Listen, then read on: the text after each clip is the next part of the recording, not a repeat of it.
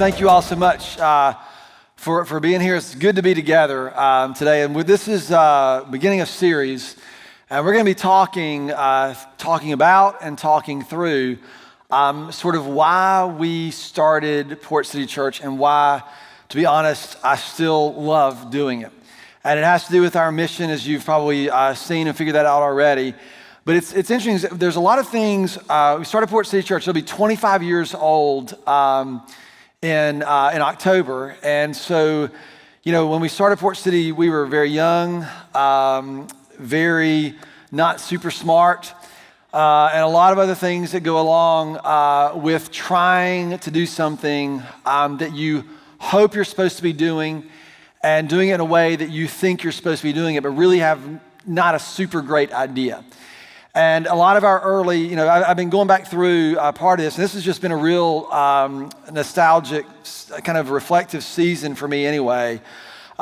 Just sort of personally, with this summer, we've got a big summer coming up. My youngest daughter is getting married in the end of next month, and then my oldest daughter and her husband will be having their second baby. So just a lot of things. And then the 25th, I know, right? And it's sweet. And then 25 years of the church, so just all these things that are just kind of at this point in my life, and you get to look back and you get to consider, and you know, I still feel very fortunate. I have a lot of vision going forward. But there's reasons why. And it's not because I'm gifted or visionary in any of those things. I think it's because somewhere along the way I've learned to pay attention, and particularly learned to pay attention to things that I wasn't sure that I understood. And I look back, this is my journal from 2002. So the church was about actually 3 years old at this point in time. And I was just looking through it, and I started writing, because what I did, just so you'll know, this was the first year in 2002, I wrote my journal out in a document. And then at the end of every year, I would print them off and then put them in a binder. And so that's what it's like. I think I deleted them because I didn't want to like stealing them or putting them, you know, whatever, so they're gone. But that's not important. But the reason I wanted you to hear is because there's a place in here, and I'm writing about this, and I'll just read it. It says this tension that I'm dealing with, and there's some context around it. I would also use code, and I would use initials for names if I was talking or praying about somebody or praying for someone. Sometimes those things run together. And I can't remember who this person was anymore, which is kind of good, right? Because it was cute enough for me to write it down 20 years ago, but it's obviously something that didn't, you know, feel like it was going to change everything about me, but it didn't. It's like it finds its perspective, it finds its place. But whatever it is, and I said, there's this tension that has remained in me for over 2 years now, and sometimes it's maddening. This is what I'm writing. Because I love the practical aspect of how things are supposed to work, but sometimes those things clash with what God is asking, and it's really hard to figure out how it's supposed to be. And then it goes on down, and it basically just talks about starting to find some language to work out this madness that has been with me for 2 years. And if I read it to you, it would not make any sense. And that's kind of the point of a journal, right? You can write things that don't make sense. You can process things. And the point is, there were things I was wrestling with that were bothering me for 2 years. And you're still wrestling with them. And I began to put some language to some of those things. And then over the course of the next few months, you start to see them sort of play themselves out and understand things a little bit differently than what I had thought. And there's a lot of things in our church. When we first started Port City Church, the one thing you did not want to do when you were starting a church is to be unbiblical. It was actually terrifying.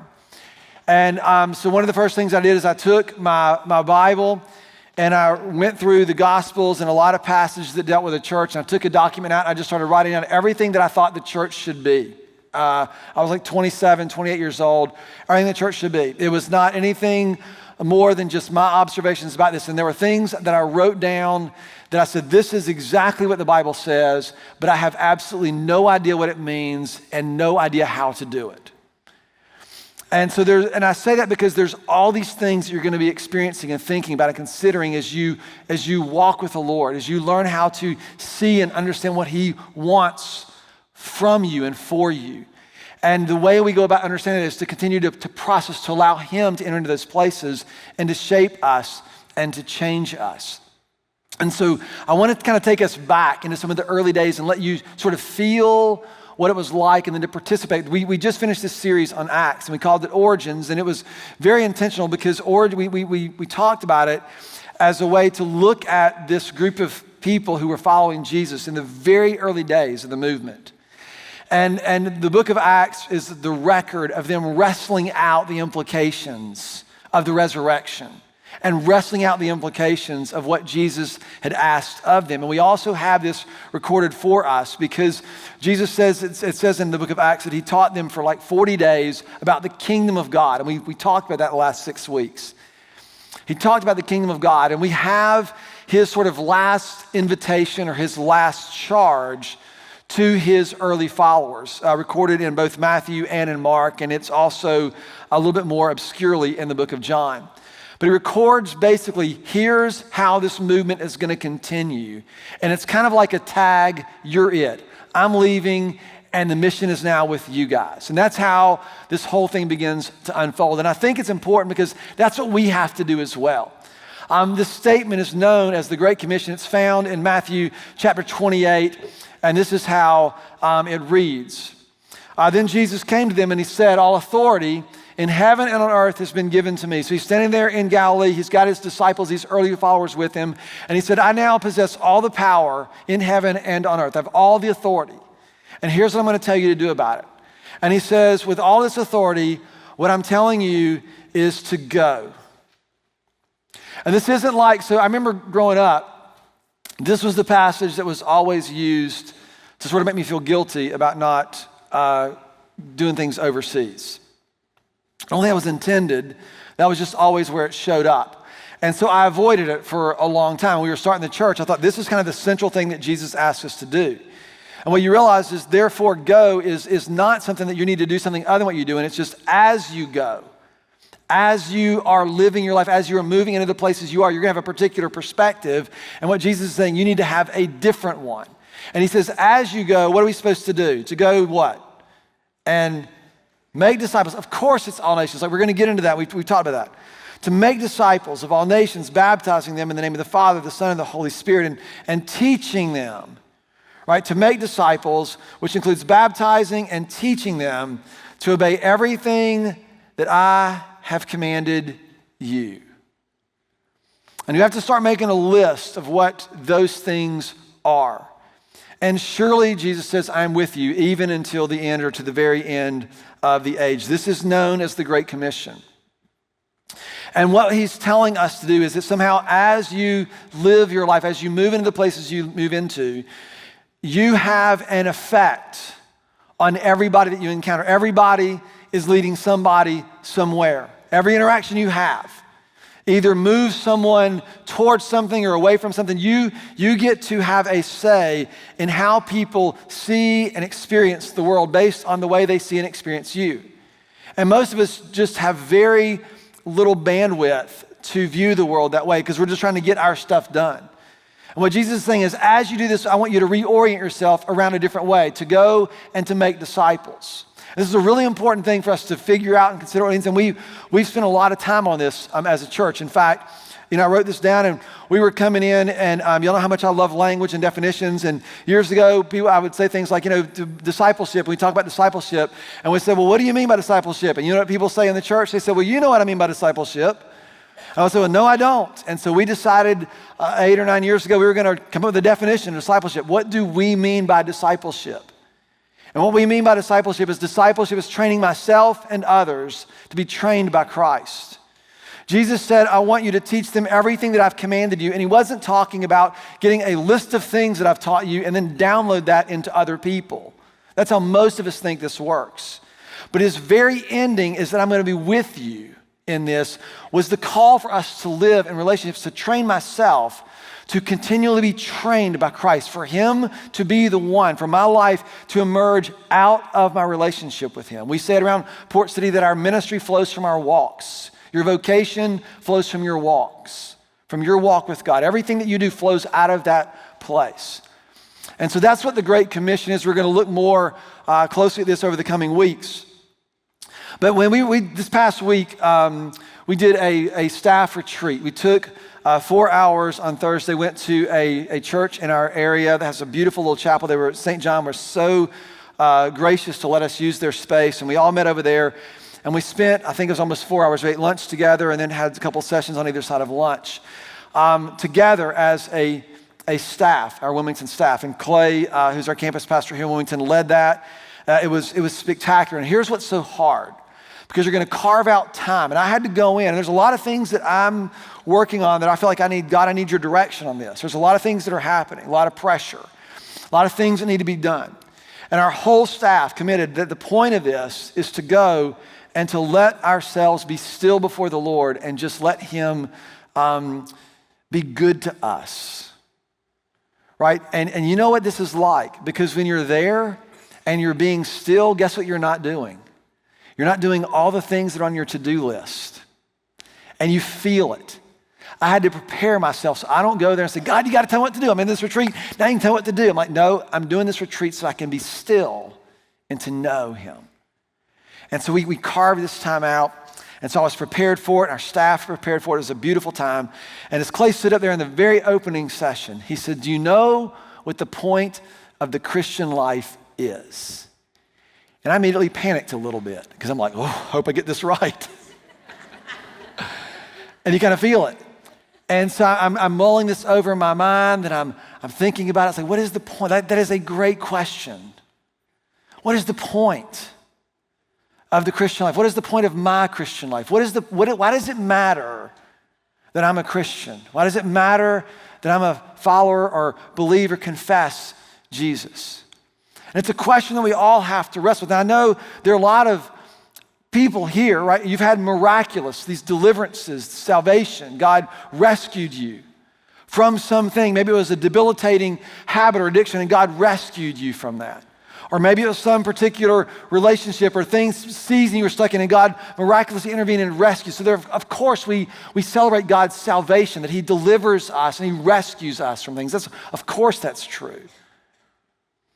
But that doesn't necessarily answer the question, because you can be, imagine if you're out and you get caught in a rip current, and you go out and you're just down to your last breath. You're out pretty far, and you're about to, say, I don't know if I can step much longer. And here comes the lifeguard on the jet ski, and he reaches down and he picks you up, and he rescues you from sure demise, right? Saves you.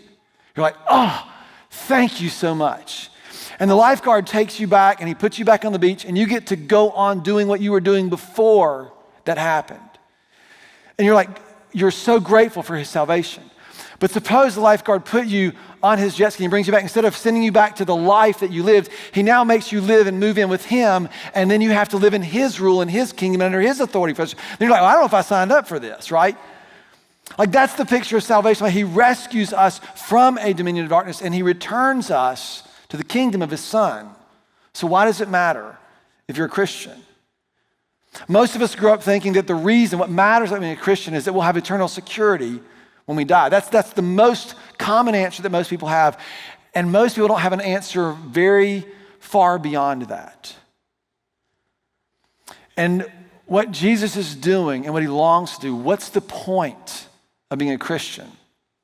The point is really simple, and you'll start to see this in the scriptures. This is 2 Corinthians. This is what we spent some time on in our retreat.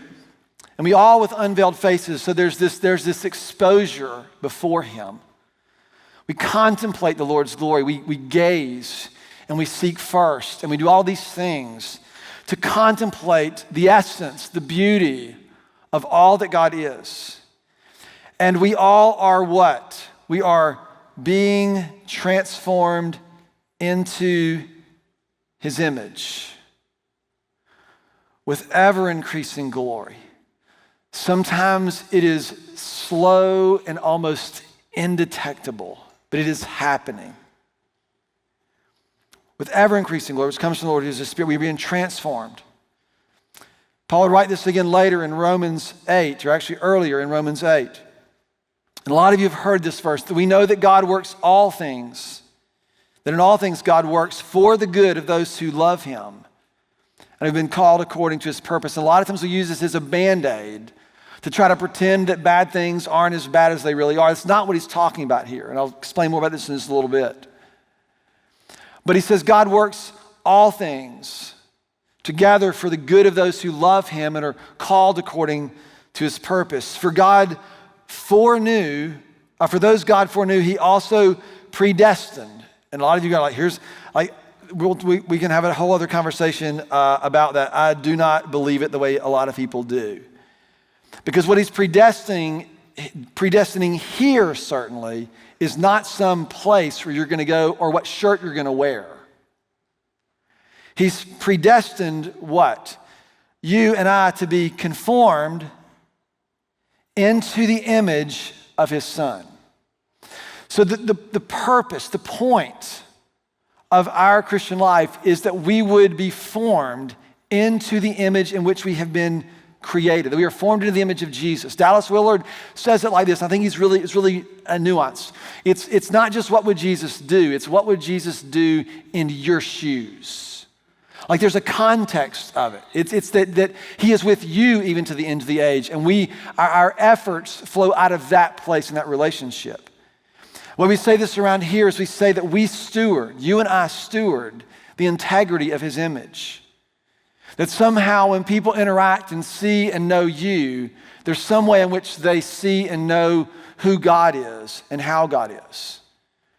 And there's a lot of opportunities to misrepresent God. I certainly have done it. I'm sure you have, and make no mistake about it, in this upcoming election season, there will be all sorts of things said that will be gross misrepresentations of who God says. They will do things in his name and seemingly for his behalf that will grossly misrepresent him. But it is our task. We have been trusted to bear the image of God. We steward the influence of his love in every interaction that we have. That's sort of what we've been trusted with. These are significant things for us to wrangle with and to wrestle with and to come to understand. The point is that we are being formed.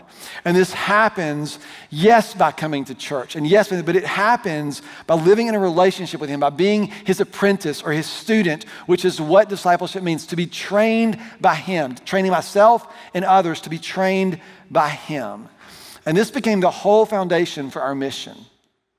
The mission of Port City Church, I remember as vividly as anything, wrestling this sentence out. This is in the early 90s or the mid 90s when mission was a big deal in leadership world and in business world. They're talking about missions, and your mission should fit on a t-shirt and all these things. I remember being, we're picking this, and I didn't want it to be a slogan. I wanted it to be something that would mean something to me and to us. And I'll tell you, when I wrote this down 25 plus years ago, I wrote it down before the church had started, I had no idea how much this would drive us over the course of the next 25 years. And I had no idea how compelling it would be to me 25 years later. This is still the reason that I love getting to do what I do. But more than that, I had no idea how much this would deepen in me and the formation that would be required in me to stay on mission. This is what I want to address. So our mission, most of you probably know it. I hope you do. But our mission is to reach people, you've heard this before, and to help them walk with God. This is still the most freeing thing for me, because people come to me and say, Mike, they want to argue about this or that. I don't ever feel any pressure to argue with anybody about anything. Do you know why? Because all I'm trying to do is help. Our mission is not to win arguments. Our mission is not to prove our point. Our mission is not to stand right on every issue. Our mission is to reach people and to help them walk with God. And we are going to do that every single time to the best of our ability. And that's how we do this. I'm never at a loss, because I always say, how can I be helpful? We're going to talk more about this in the next couple of weeks, but I want to talk about this idea of reaching people. Because most of us, in most church world conversations, think that reach is about how many people we can get to come into our doors.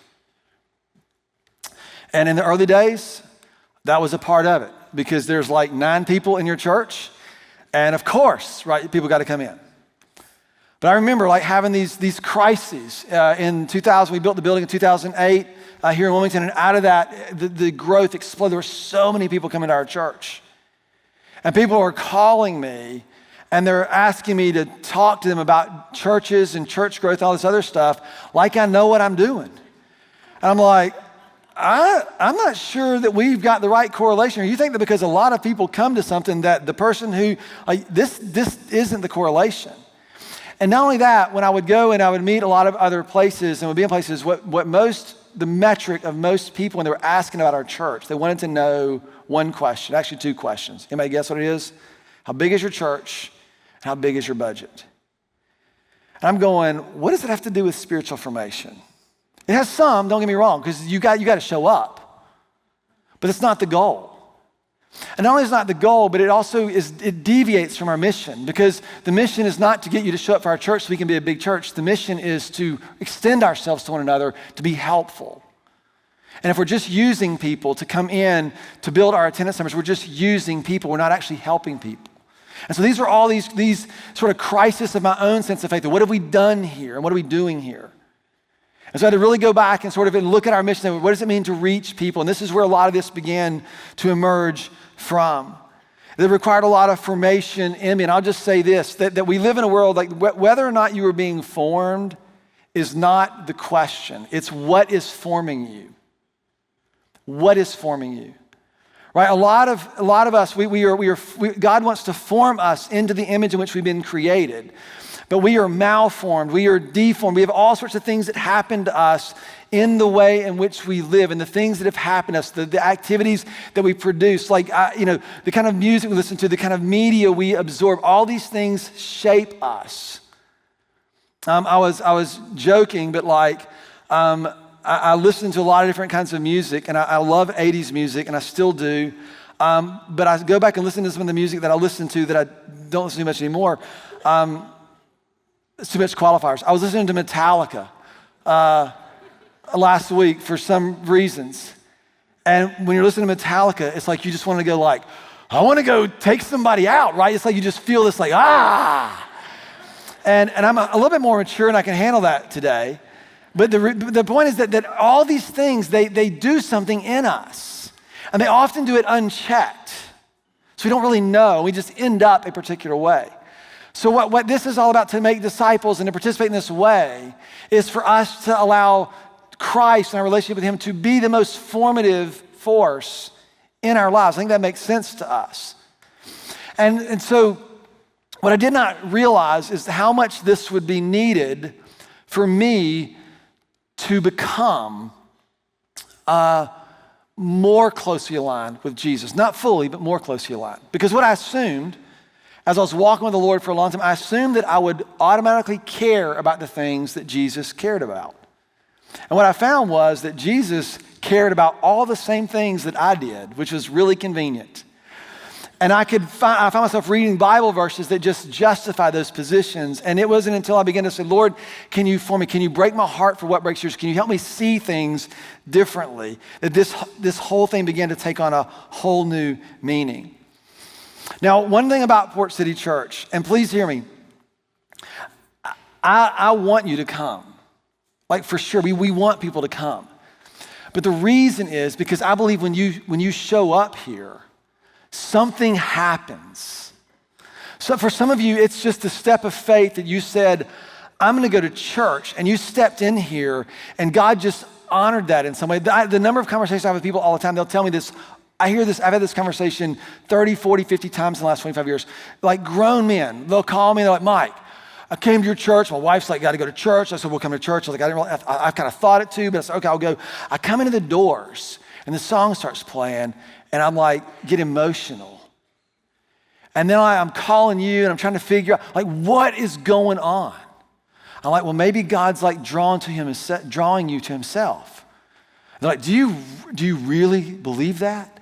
I'm like, you got a better explanation, right? Because there's something, but God's doing this all the time. And some of your stories, like you came into these doors thinking that you might not be able to hold on for a day or a week longer. And God met you and he changed. That's the beautiful thing that we get to be a part of all the time.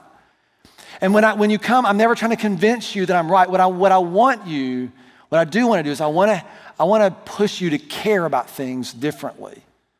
I want you to feel something. I want you to want something perhaps differently than what you were before. And so we have very clear language around these sort of expectations. I'll put them on the screen or give them to you real fast, and I want to get to what I want to talk about. It's only take me a few minutes. But what I expect for you, it's not what I expect from you, it's what I expect for you. If you connect here, I expect that you'll develop a relationship with Jesus that is personal, that you'll find to be, this is starting to influence and infiltrate every part of my life. I want you to be engaged in community. I want you to be vitally connected to a people, to us, to who we are. I want you to be active in service. I want you to learn that the best way to live our lives is to start to give them away, to serve others. And also in that you'll develop a sense of shared responsibility for both our successes and our challenges we face at a church. We live in a world where people have very little patience when things don't work out for them. And they used to say there is no I in team, but there is a big M and a big E in team now. And you can be traded or transferred or anything else whenever it doesn't work out for you. We have those. And so what we need to be here is people who are willing to commit ourselves to one another and take a sense of shared responsibility for the things that go really, really well and the things that we struggle and are still difficult. And ultimately, I want you to be able to leverage your life to see that all that you have is safe and useful and beautiful in God's hands for the redemptive activity that he longs to do. That's why we want people connecting and being a part of what's happening here. But it matters what you see. Reach is not a strategy for how we can get bigger as a church. Reach is not measured by the size of our church. Reach is the measure of our heart. Our reach is determined by what we are willing to care about, and this was surprising to me. Reach is defined by who we are willing to care about. We have to go and extend ourselves to other people, and this is modeled in the life of Jesus multiple times. When he would show up tired or he had already been doing something, he shows up, there's a crowd of people waiting on him. There was one point in time where Jesus is there and they kind of said some things, were planning to kill Jesus and gotten pretty sideways with him. And the disciples were sitting there going, Jesus, we're looking on the town. Do you want us to call down fire and brimstone on him? Because that's what we would do. And Jesus always had a different way of looking and seeing the world around him and people in it. And this is from Matthew chapter 9. It says this: when Jesus saw the crowds, he was perturbed and irritated and wished they would go away. Wait, what does he say? When he saw the crowds, is that what it says, right? We would resonate a lot more deeply with that. When he saw the crowds, he had compassion on them because they were harassed and helpless, like sheep without a shepherd. When you see the words harassed, some of your versions are bewildered. The question is, when we look out, because it's what we're willing to care about, right? To reach people. What kind of people do you look out and see? And how do you have compassion? Like, what's your first emotion in those places? Jesus had compassion on them. Again, I used to think that compassion just happened. You have to cultivate compassion. This is formative work. We cannot reach people without being formed into his image, or else we will shallow and make reach a strategy by which we do get bigger, whatever it might be. We will never reach the full potential that God has for our church if we don't get this part. It's what are we willing to care about? Who are you willing to care about, to enter into? When he saw the crowds, they were harassed. Here's the thing. When you look out and see people, what is your first instinction about them? When you see the person standing on the side of the street with a cardboard sign, when you see the person who doesn't think like you politically, or you know that they live in some way that you think they shouldn't. I'll tell you, in our culture, you're almost never going to find anything that's going to move you or form you towards more compassion, because depending on which side you're on and which news thing you listen to, they're going to say those liberals or those conservatives. You're always going to hear it as some derogatory way to put, they're the ones, if they were better, then things would be better. If they didn't do this and things, and it's hapless and it's helpless. It's bewildered. It's exploited. All of these things, this is the culture that we live in, and Jesus is asking us to look and to see this differently. And to see this differently requires you to be different. It's been the most bizarre journey knowing me. And some of the things that I wrote down, I had no idea they would come to mean this, or worse, come to require this from me. Because what I want for us to know God in such a way that it changes and reshapes everything that we do in our lives. It's harassment, bewilderment, and helplessness. The world's politics are broken. They were broken then, and they're broken now. And Jesus didn't fix them. He didn't fix them. We won't fix them either. But one day, Jesus will return, and he will bring about the kind of renewal and redemption that all of us long for so deeply.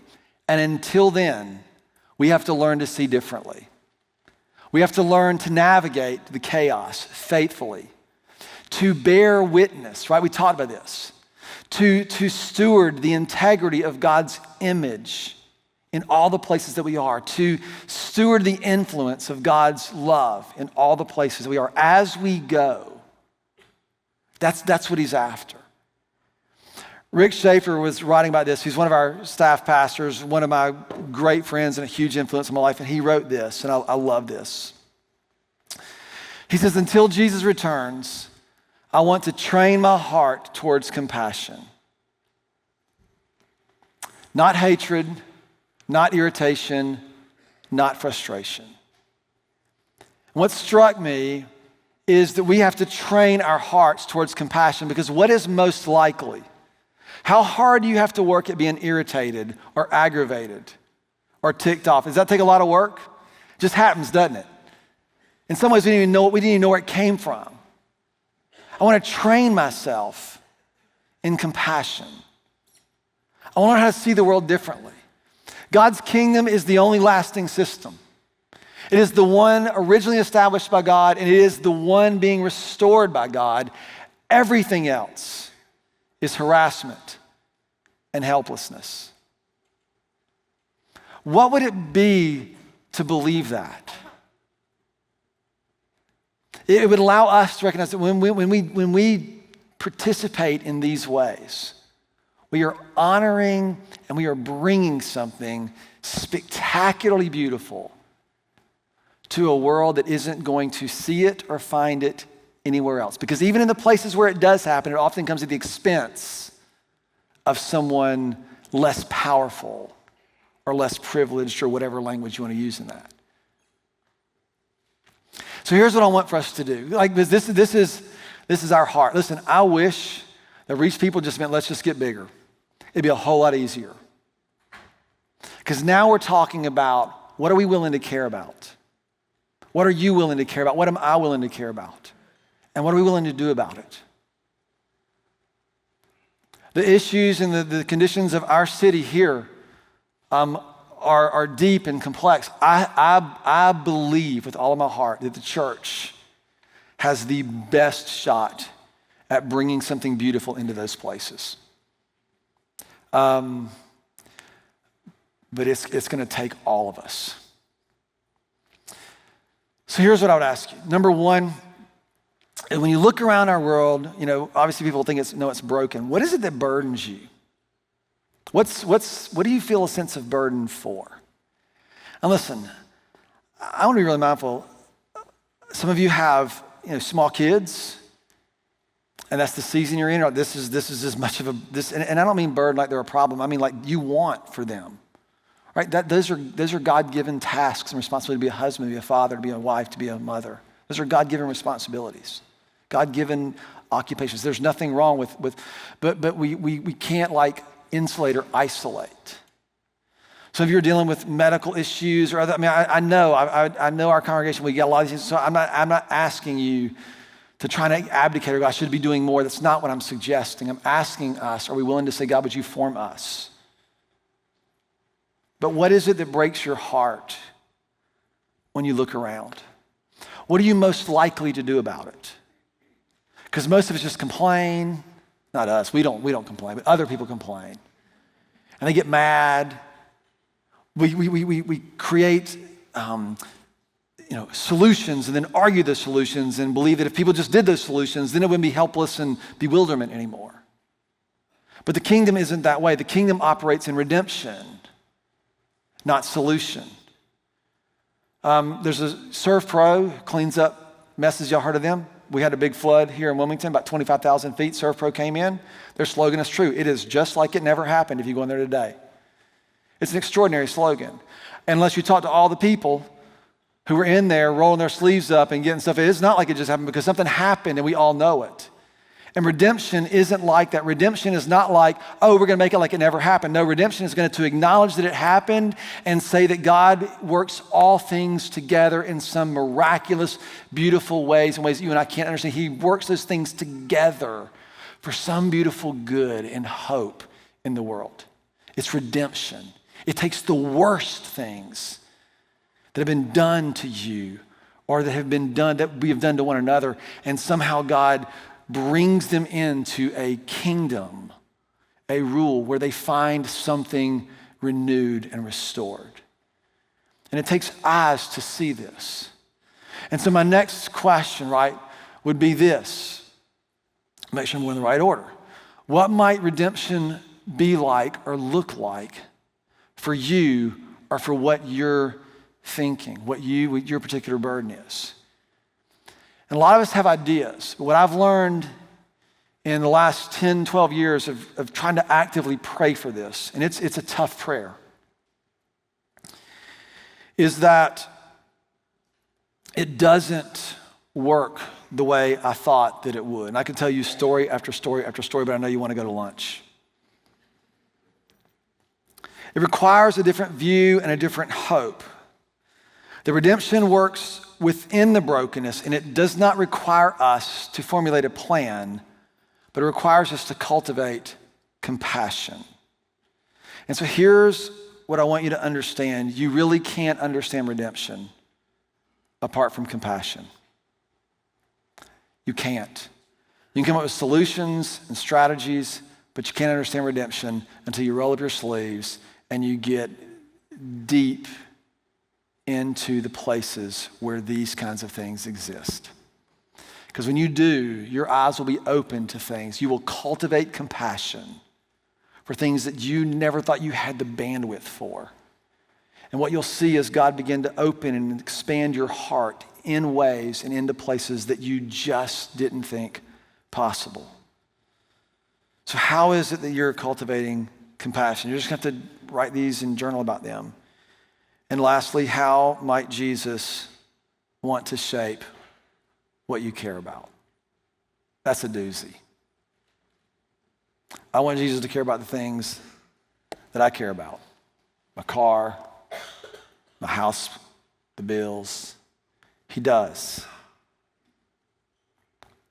But what I've learned is he wants to open my heart up to care about things in ways that I just didn't think that I have capacity for.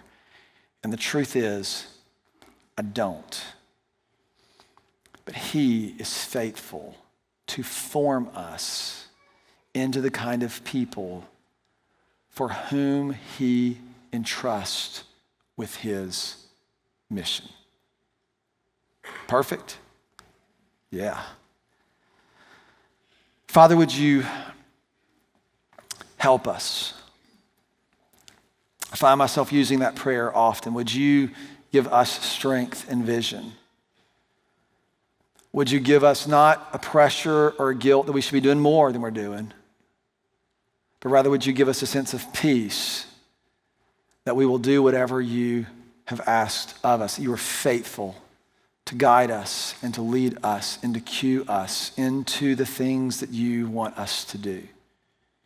So Father, let us be supportive and gracious to one another who are going through circumstances and situations where they can barely keep their head above water, or perhaps they're not there. Would you use us with one another to make that a part of our reach and help and care? Would you give those who are in those places the grace to receive that without feeling that they're obligated to something else? We have compassion for one another for what we're going through, what we're dealing with. And Father, then out of that, would that compassion begin to spill out into the world around us? Would you help us to cultivate a heart that better reflects yours? And would you do that in us and do that through us? And I ask all this in the name of your Son, Jesus, who is our King. Amen.